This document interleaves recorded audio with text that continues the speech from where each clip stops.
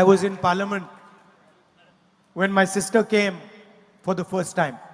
ഞാൻ എൻ്റെ അനുജത്തി എൻ്റെ സഹോദരി പാർലമെന്റിലേക്ക് വന്ന ദിവസം ആദ്യമായി വന്ന സമയം ഞാൻ പാർലമെന്റിലുണ്ടായിരുന്നു. And she is your new member of parliament. എൻ്റെ സഹോദരി എന്ന് പറയുന്നത് നിങ്ങളുടെ ഇന്ത്യൻ പാർലമെന്റിലെ പുതിയ ജനപ്രതിനിധിയാണ്.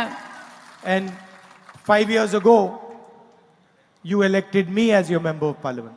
5 വർഷങ്ങൾക്ക് മുമ്പ് നിങ്ങൾ എന്നെ നിങ്ങളുടെ പാർലമെന്റിലെ ജനപ്രതിനിധിയായി തെരഞ്ഞെടുത്തു.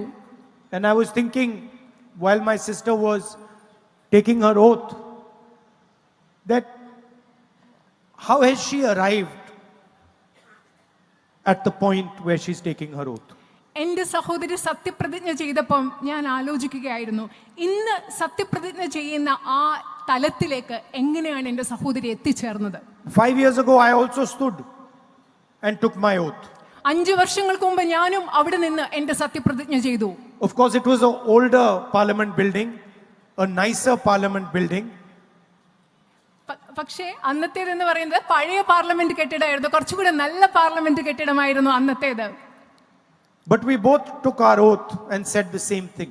പക്ഷെ ഞങ്ങൾ രണ്ടുപേരും ഞങ്ങളുടെ സത്യപ്രതിജ്ഞ ചെയ്തു. ഒരേ കാര്യമാണ് ഞങ്ങൾ രണ്ടുപേരും സത്യപ്രതിജ്ഞ ചെയ്തപ്പോൾ പറഞ്ഞത്. And so I was thinking, how did my sister arrive at that point? And I realized that it was a feeling inside the heart of the people of Wayanad that made her arrive there. ഞാൻ ആലോചിക്കുകയായിരുന്നു എൻ്റെ സഹോദരി അവിടെ എത്തിച്ചേർന്നത് എന്താണ്.